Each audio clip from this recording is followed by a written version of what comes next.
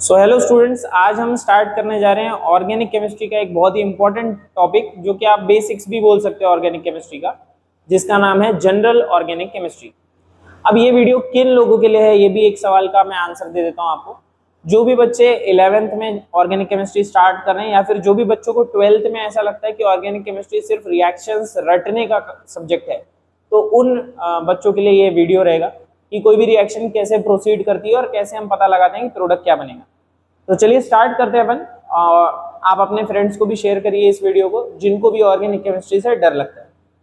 तो चलो, organic chemistry में सबसे पहले आपके पास में होता है एक रिएक्टेंट। रिएक्टेंट जो होगा उसमें अटैक करने के लिए आप एक रिएजेंट डालेंगे, रिएजेंट, और ये पूरा का पूरा जो सिस्टम है, असेंबली है, वो एक सॉल्वेंट में डिसॉल्व होगा एंड फाइनली आपको क्या मिलेगा? प्रोडक्ट। और ये जितना आसान दिख रहा है ये उतना आसान होता नहीं है, क्योंकि इसमें बीच में एक जो चीज बनती है उसको हम बोलते हैं रिएक्शन इंटरमीडिएट। मतलब ऑर्गेनिक केमिस्ट्री की रिएक्शंस में सीक्वेंस कुछ इस प्रकार होता है। पहले होता है रिएक्टेंट, फिर बीच में बनता है इंटरमीडिएट एंड इंटरमीडिएट, फिर फाइनली किसको बनाता है? प्रोडक्ट। तो यहां पर इंटरमीडिएट का भी बहुत महत्व है, तो उस चीज को देखेंगे।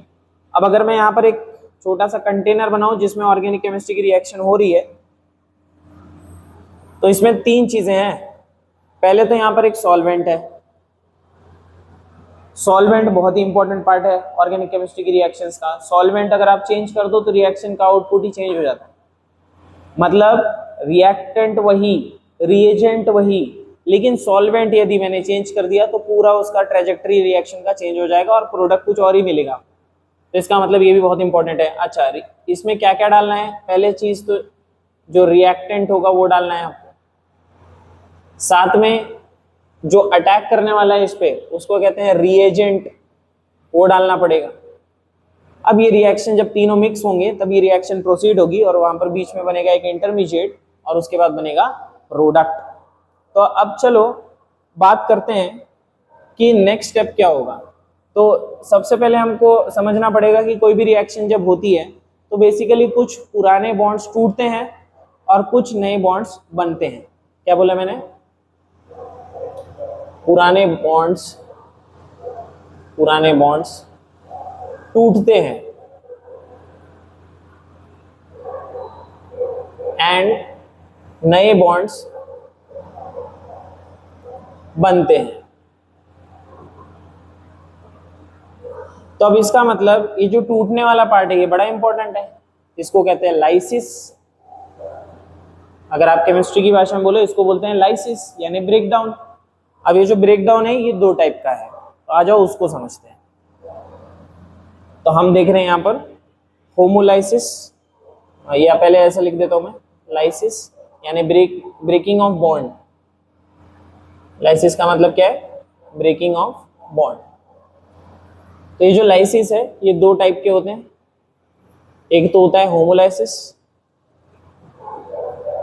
और एक होता है हेटेरोलाइसिस। तो इसको समझ लेंगे हम कि what is mean by homolysis and what is mean by heterolysis. ये समझने से पहले आप इतना समझो कि यहाँ पर जो कोवैलेंट बॉन्ड का केमिस्ट्री है, ये ऑर्गेनिक केमिस्ट्री मतलब हमेशा आपको यहाँ पर कोवैलेंट बॉन्ड देखने को मिलेगा। Now what does this covalent bond mean? तो दो एलिमेंट्स के बीच में जब एक बॉन्ड होता है जो शेयरिंग ऑफ इलेक्ट्रॉन से बनता है, मतलब दो इलेक्ट्रॉन है इसमें, जिसका एक इलेक्ट्रॉन कार्बन का है और एक इलेक्ट्रॉन जो है वो ए नाम की किसी एलिमेंट का है। तो ये जो बॉन्ड है बीच का, जो दोनों की शेयरिंग ऑफ इलेक्ट्रॉन से बना है, इसको बोलते हैं कोवैलेंट बॉन्ड। तो यदि कोवैलेंट बॉन्ड बीच से टूटता है तो यहाँ पर कार्बन के ऊपर एक अनपेयर्ड इलेक्ट्रॉन रहेगा और ए के ऊपर भी एक अनपेयर्ड इलेक्ट्रॉन रहेगा। इसको हम बोलते हैं होमोलाइसिस। होमो मतलब सेम, तो यदि सी को और ए को सेम इलेक्ट्रॉन मिल रहे हैं तो उसको हम बोलते हैं होमोलाइसिस। जबकि हेटेरोलाइसिस का क्या मतलब होगा कि मान लीजिए सी और ए नाम के एलिमेंट्स हैं एंड जो दोनों इलेक्ट्रॉन है वो किसी एक ही एलिमेंट के पास चला गया है एंड इसका जो लाइसिस है, ब्रेक डाउन है, वो कुछ इस प्रकार से है। तो यहाँ पर एक एलिमेंट के ऊपर पॉजिटिव चार्ज आ जाता है और एक एलिमेंट के ऊपर नेगेटिव चार्ज आ जाता है, तो इसको हम बोलते हैं हेट्रोलाइसिस। तो ये तो हो गया दो तरीके कोवैलेंट बॉन्ड को तोड़ने के। कौन कौन से तरीके? कि एक तो भाई दो इलेक्ट्रॉन है, दोनों में एक इसको आधा आधा इसको दे दो, that is known as homolysis, जिससे इस प्रकार के स्पीशीज बनते हैं। ये इसको हम फ्री रेडिकल्स कहते हैं, जिसके पास एक अनपेयर्ड इलेक्ट्रॉन होता है, those are known as free radicals. जबकि अगर पॉजिटिव और नेगेटिव चार्ज आ रहा है वहां पे, तो हम उसको कटायन और अनायन शब्द से बुलाते हैं। अब यहाँ पर इंटरमीडिएट्स जो है वो आपको मिल चुके हैं, मैं उनके नाम बाद में लिख दूंगा, बट आई होप आपको समझा होगा कि होमोलाइसिस और हेट्रोलाइसिस क्या होता है। तो अब यहाँ पर जो रिएक्शन इंटरमीडिएट है वो बताने की बारी आ गई है कि रिएक्शन इंटरमीडिएट कौन कौन से होते हैं। रिएक्शन इंटरमीडिएट्स, क्योंकि रिएक्शन इंटरमीडिएट्स मतलब रिएक्शन में बीच में जो बनने वाले स्पीशीज हैं उनको बोलते हैं रिएक्शन इंटरमीडिएट्स। एंड काफी इंपॉर्टेंट है क्योंकि उन्हीं से तय होगा कि आगे प्रोडक्ट क्या बनने वाला है। अगर वो स्टेबल हुए तो प्रोडक्ट स्टेबल बनेगा, वरना नहीं बन पाएगा प्रोडक्ट। So let's see. तो जैसा मैंने बताया आपको कि C और X के बीच का यदि मैं बॉन्ड तोड़ूं तो दो संभावनाएं हो सकती हैं। एक तो हो सकता है बेटा होमोलाइसिस। तो होमोलाइसिस अगर होगा तो कार्बन के ऊपर एक अनपेयर्ड इलेक्ट्रॉन आएगा और इसका नाम कार्बन फ्री रेडिकल होता है। ठीक, अब अगर ये बॉन्ड का हेट्रोलाइसिस होता है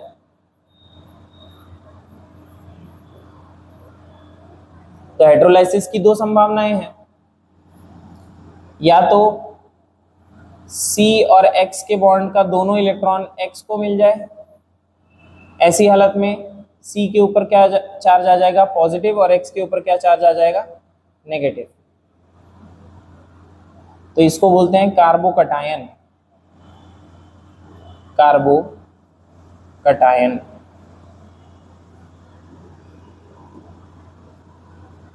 और जो दूसरा भाग बचा हुआ है X माइनस, वो क्या कहलाएगा, सिंपली अनायन। कार्बो अनायन नहीं बोलते क्योंकि कार्बन थोड़ी है, कार्बन तो ये है। अच्छा, हेट्रोलाइसिस में ही एक ऑप्शन ये भी तो हो सकता था कि जो C और X के बीच का बॉन्ड है वो कुछ इस प्रकार टूटता कि दोनों इलेक्ट्रॉन कार्बन की तरफ जाते हैं।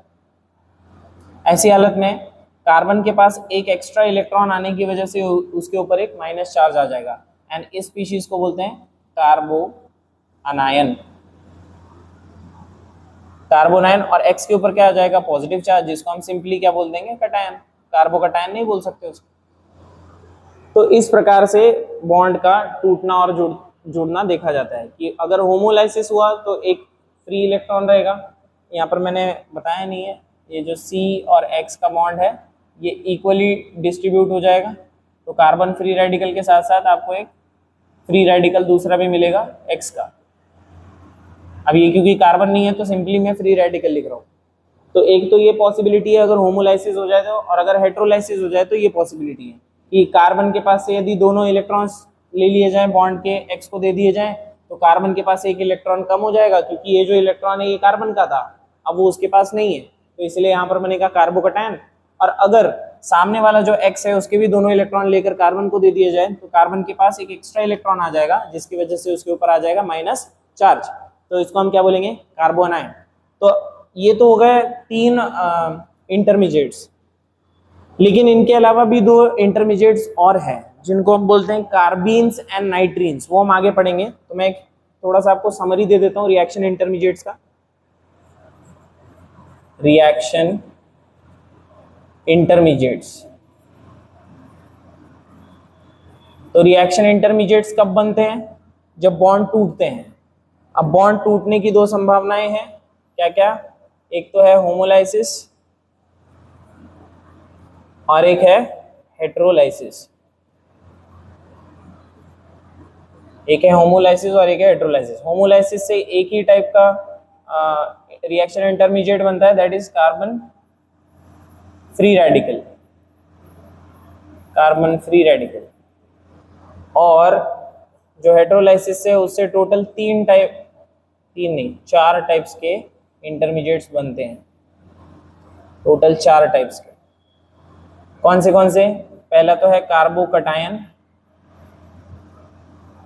कार्बोकटायन के बाद है कार्बो अनायन, उसके बाद में आता है कार्बीन, और उसके बाद में आता है नाइट्रीन। हालांकि ये जो थर्ड और फोर्थ है यानी कि कार्बीन और नाइट्रीन, वो आपको मैं नेक्स्ट GOC2 में बता दूंगा। वो अभी फिलहाल हमको किस पे फोकस करना है? 3 पे। कौन से 3 है? कार्बन फ्री रेडिकल, जो कि कुछ ऐसा दिखता है कि एक कार्बन होगा और उसके ऊपर क्या होगा? एक अनपेयर्ड इलेक्ट्रॉन होगा, तो that is known as carbon free radical. Carbocation के ऊपर एक पॉजिटिव चार्ज होता है क्योंकि उसका एक इलेक्ट्रॉन सामने वाले को दे दिया जाता है। कार्बन आयन के ऊपर एक नेगेटिव चार्ज होता है जिसका ये कारण होता है क्योंकि सामने वाले के 2 इलेक्ट्रॉन इसको दे दिए जाते हैं, मतलब इसका एक और सामने वाले का एक इलेक्ट्रॉन इसको दे दिया जाता है। कार्बीन के पास 2 पेयर ऑफ इलेक्ट्रॉन्स होती हैं, अनबॉन्डेड पेयर ऑफ इलेक्ट्रॉन्स। वो singlet carbene, doublet carbene, triplet carbene, वो हम बाद में देखेंगे कि उसका मतलब क्या होता है। सेम नाइट्रीन के पास भी अगर 2 अनपेयर्ड इलेक्ट्रॉन्स है तो that is known as nitrene. So this was all about reaction intermediates. तो ये तो हो गए रिएक्शन इंटरमीडिएट्स।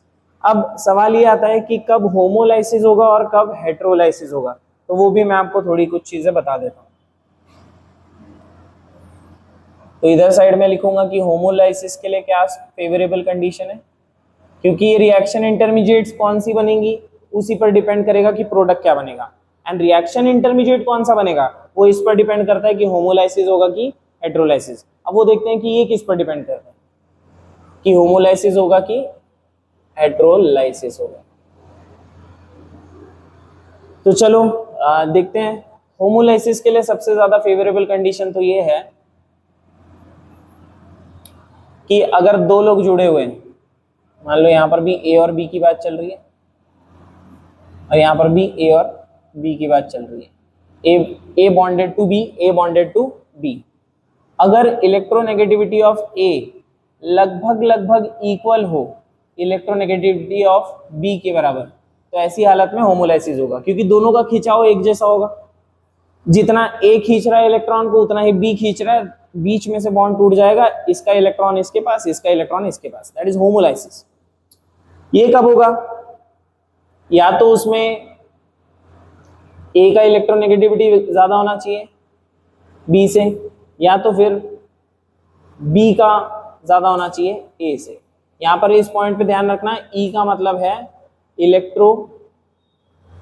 इलेक्ट्रोनेगेटिविटी। तो आपको इस चीज का ध्यान रखना पड़ेगा कि होमोलाइसिस कब होगा? जब 2 बॉन्डेड जो एलिमेंट्स है या एटम्स हैं उनके बीच में इलेक्ट्रोनेगेटिविटी का डिफरेंस ना हो, दोनों की इलेक्ट्रोनेगेटिविटी लगभग क्या हो? सेम हो। एंड इसमें क्या होगा कि किसी एक की इलेक्ट्रोनेगेटिविटी को ज्यादा होना पड़ेगा, मतलब किसी एक का खिंचाव ज्यादा होगा, वो ज्यादा इलेक्ट्रॉन अपने पास खींच के रखने की टेंडेंसी दिखाएगा। तो हैंड्स जब बॉन्ड टूटेगा तो इसके पास 2 इलेक्ट्रॉन होंगे और उसके पास एक भी इलेक्ट्रॉन नहीं होंगे, उसके ऊपर प्लस चार्ज आएगा, इसके ऊपर एक माइनस चार्ज आएगा। So that is the first condition. बाकी और क्या कंडीशन है उसको भी देख लेते हैं। इसमें जो सॉल्वेंट होना चाहिए वो नॉन पोलर होना चाहिए। अब ये नॉन पोलर का क्या मतलब है वो भी समझा देता हूं मैं आपको। नॉन पोलर का मतलब ये है कि अगर कोई कंपाउंड है तो उसमें चार्जेस नहीं होने चाहिए, मतलब एक साइड पॉजिटिव हो और एक साइड नेगेटिव हो, ऐसा नहीं होना चाहिए। जबकि इसमें जो सॉल्वेंट है वो कैसा होना चाहिए? पोलर। अभी ऑब्वियस सी बात है, सिर्फ नाम से समझ नहीं आता, मुझे एग्जाम्पल देना पड़ेगा। फॉर एग्जाम्पल पोलर का एग्जाम्पल देता हूं मैं, HCl एग्जाम्पल के तौर पे। अब ये HCl में जो Cl है वो ज्यादा इलेक्ट्रोनेगेटिव होने के कारण क्या होता है? अच्छा, ये किसकी बात चल रही है? सॉल्वेंट की बात चल रही है, ध्यान रखना। ये रिएक्टेंट की बात नहीं है, ये सॉल्वेंट है। तो मान लीजिए हम HCl नाम का सॉल्वेंट अगर लेते हैं तो H और Cl के बीच में इलेक्ट्रोनेगेटिविटी का डिफरेंस है, जिसके कारण यहाँ पर पार्शियल नेगेटिव चार्ज आता है और यहाँ पर पार्शियल पॉजिटिव चार्ज आता है। That's why this solvent is polar. जबकि यहाँ मैं एग्जांपल किसका ले लूँ? बेंजीन या CCl4 का एग्जांपल ले लेते हैं। तो चारों साइड से अगर Cl जुड़ा हो कुछ इस प्रकार से, तो इसमें इलेक्ट्रॉन का डिस्प्लेसमेंट किधर होगा? किधर भी नहीं होगा। अरे भाई, क्लोरीन अगर ज्यादा खींच रहा है तो इधर भी तो क्लोरीन ही है, दोनों साइड अगर क्लोरीन है तो दोनों अगर शक्ति से सेम शक्ति से खींचेंगे तो कहाँ ही जाएगा इलेक्ट्रॉन, कहीं डिस्प्लेस नहीं होगा, एंड हेंस इसके ऊपर कोई चार्जेस नहीं आते। तो अब ऐसा क्यों हुआ? तो सिंपल सा इसका रीजन है, आपको भी पता होगा, आप जैसे लोगों के साथ रहोगे आप वैसे हो जाओगे। आप अच्छे लोगों के साथ रहोगे तो चौथे पांचवें दिन आपके अंदर अच्छाई आना शुरू हो जाती है, और अगर आप बुरे लोगों के साथ रहते हो तो चौथे पांचवें दिन हो सकता है थोड़ा टाइम लगे, लेकिन बुराई कुछ ना कुछ मात्रा में आपके अंदर जरूर आती है। तो सेम यहाँ पर भी है, अगर सॉल्वेंट खुद ही पोलर होगा, मतलब एक साइड पॉजिटिव और एक साइड नेगेटिव जा रहा है, उसका खुद ही पोलर है वो, तो सामने वाले का जब वो बॉन्ड ब्रेक करेगा तो उसमें भी क्या डेवलप करने की कोशिश करेगा, एक साइड प्लस और एक साइड माइनस, जो जैसा होता है वो सामने वाले को वैसा ही बनाता है। जबकि यहाँ पर कोई पोलैरिटी नहीं है, तो यहाँ पर ये जो बॉन्ड टूटेगा वो नॉन पोलर तरीके से टूटेगा, मतलब दोनों को बराबर बराबर इलेक्ट्रॉन दिए जाएंगे, किसी के ऊपर प्लस और किसी के ऊपर माइनस चार्ज नहीं आएगा, क्योंकि जो जैसा होता है वो वैसा अपने सामने वाले को बना देता है। ठीक है। तीसरा,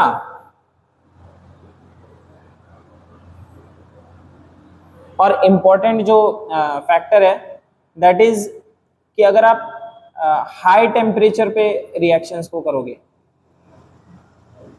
हाई टेम्परेचर पे, तो संभावना है कि बॉन्ड का क्या होगा, होमोलाइसिस होगा, क्योंकि हाई टेम्परेचर पे बॉन्ड हमेशा इक्वली टूटते हैं, यानी इलेक्ट्रॉन्स एक साइड शिफ्ट होने का वक्त नहीं मिलता, हाई टेम्परेचर में उनको फास्ट ब्रेकिंग करनी होती है, तो हमेशा वो बीच से ही टूटते हैं, संभावना ज्यादा उसी की होती है।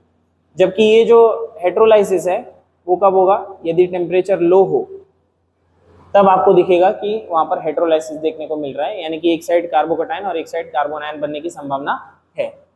और क्या कारण हो सकते हैं, आप पहले एक पॉज करके इतना लिख लो, क्योंकि फिर मुझे नीचे लिखना पड़ेगा इसको। ओके, सो अब चलते हैं चौथे पॉइंट पर। मान लो जो अटैक करने वाला है, मैंने जैसे बोला था ना, फिर से वो यहां पर आ गया, अटैक करने वाला बंदा ही अगर फ्री रेडिकल हुआ तो वो बॉन्ड भी कैसा तोड़ेगा, होमोलाइसिस करवाएगा। समझाता हूँ क्या बोल रहा हूँ। मान लो यहाँ पर कार्बन और कार्बन के बीच में बॉन्ड था, और यहाँ से बाजू से कहीं Cl आ गया जिसके पास एक इलेक्ट्रॉन था, तो ये खुद क्या है, फ्री रेडिकल। अब ये अगर यहाँ अटैक करता है तो इसको सिर्फ एक इलेक्ट्रॉन की जरूरत है, सिर्फ ये वाले की, तो यहाँ पर ये मजबूरन इसका क्या कराएगा, होमोलाइसिस कराएगा। मतलब क्योंकि बॉन्ड बनाने के लिए दो इलेक्ट्रॉन चाहिए होते हैं, जिसमें एक वो खुद ही लेकर आया है, कौन, क्लोरीन, तो उसको कितने इलेक्ट्रॉन की जरूरत है, सिर्फ एक। तो वो जाकर क्या करेगा कि बॉन्ड को बीच में से तोड़ेगा, कार्बन को बोलेगा तू एक इलेक्ट्रॉन लेकर आ, मेरे लिए सफिशिएंट है, क्योंकि एक इलेक्ट्रॉन मैं खुद ही लाया हूं। तो इसका मतलब क्या, if attacking reagent is a free radical, अगर अटैक करने वाला रिएजेंट खुद ही फ्री रेडिकल हुआ तो सामने वो बॉन्ड भी कैसा तोड़ेगा, ताकि सामने क्या बने, वहां पर फ्री रेडिकल का फॉर्मेशन। मैंने आपको अभी वो समझा दिया कि कैसे। साइड में अगर आप चाहो तो इसको बना सकते हो कि भैया कार्बन और कार्बन के बीच में एक एक इलेक्ट्रॉन था, और यहाँ पर अगर एक Cl आ रहा है फ्री रेडिकल लेकर, तो वो जब इसको तोड़ेगा तो इसका क्या कराएगा, होमोलाइसिस, क्योंकि उसको सिर्फ एक ही इलेक्ट्रॉन की जरूरत है। जबकि यहाँ अटैक करने वाला खुद एक आयन होना चाहिए, यानी अटैकिंग रिएजेंट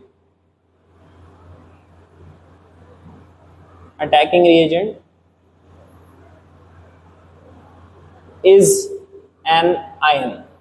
अब आयन बोले तो क्या, या तो वो कटायन होना चाहिए या तो वो अनायन होना चाहिए। अब क्या होता है, कटायन जो होता है वो एक पॉजिटिव चार्ज के साथ आता है, इसका मतलब उसके पास एक इलेक्ट्रॉन की कमी होती है। तो जब भी वो बॉन्ड तोड़ेगा, कार्बन और कार्बन है फॉर सपोज, दो बॉन्ड है मस्त पड़े हुए ये दोनों, अगर यहाँ पर फॉर सपोज H+ आता है और अटैक करता है, तो भाई H+ बोलेगा कि मेरे पास एक इलेक्ट्रॉन की कमी है, तो इस कार्बन को क्या बोलेगा वो कि भाई तू दोनों इलेक्ट्रॉन अपने लेकर आ, क्योंकि मेरे पास खुद के पास भी इलेक्ट्रॉन नहीं है, और बॉन्ड बनाने के लिए कितने इलेक्ट्रॉन चाहिए होते हैं, दो। एक तो इसका मिल जाएगा, लेकिन एक सामने वाले का इलेक्ट्रॉन लेना पड़ेगा ना, क्योंकि इसके पास तो एक भी इलेक्ट्रॉन नहीं। तो if attacking reagent itself is an ion, जैसे ये हाइड्रोजन का पॉजिटिव आयन है, प्रोटॉन है ये, तो ये जब अटैक करेगा तो यहाँ पर क्या करेगा, मजबूरन इसको क्या करना पड़ेगा, हेट्रोलाइसिस, अगर इसको इसके साथ जुड़ना है तो। सो यही पॉइंट को मैं समझा रहा था कि अगर सामने वाला रिएजेंट जैसा होगा उसके अकॉर्डिंग फेवरेबल कंडीशंस वहां पर बनेगी।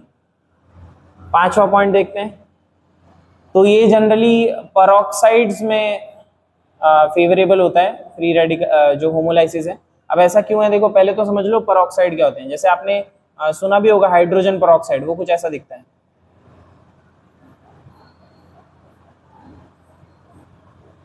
अब इसमें आप ध्यान से देखो, इधर साइड का स्ट्रक्चर और इधर साइड का स्ट्रक्चर सिमेट्रिक है, तो जब भी ये टूटेगा ना तो इसका खुद का क्या होगा, होमोलाइसिस होगा। यानी ये खुद क्या डेवलप कर रहा है, फ्री रेडिकल। तो सामने इसके किसी को भी रख दो आप, तो ये जब उस पर अटैक करेगा तो वो क्या बनाएगा, फ्री रेडिकल ही बनाएगा। जस्ट ऊपर में मैंने आपको समझाया कि जो भी अटैकिंग रिएजेंट होता है वो अपने जैसा ही सामने वाले को भी करता है।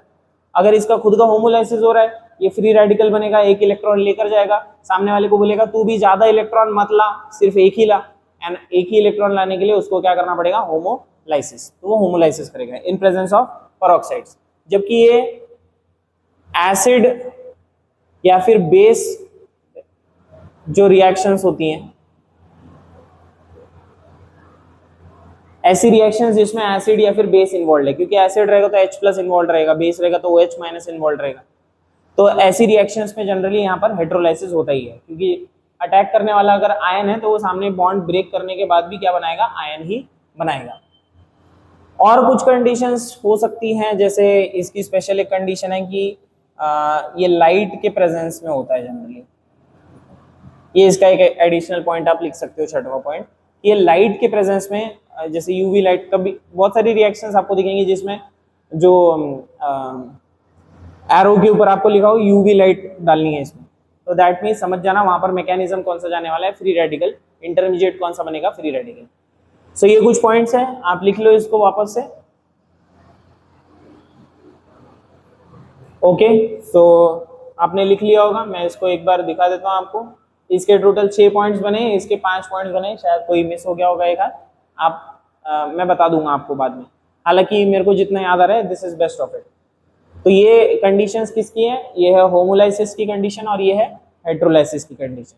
अब इसके बाद जो कल का क्लास रहेगा, हम उसमें देख रहे होंगे कि जो रिएक्शन इंटरमीडिएट्स जो बने हैं उसकी स्टेबिलिटी कैसे प्रेडिक्ट करना है। बहुत सारे काफी सारे इफेक्ट्स होते हैं, मैं उसको आपको कल बताऊंगा। लेकिन अभी फिलहाल जितना हुआ है आप प्लीज उतना पढ़ के आना, मतलब रिवाइज करके आना, तभी आपको नेक्स्ट वीडियो समझ में आएगा।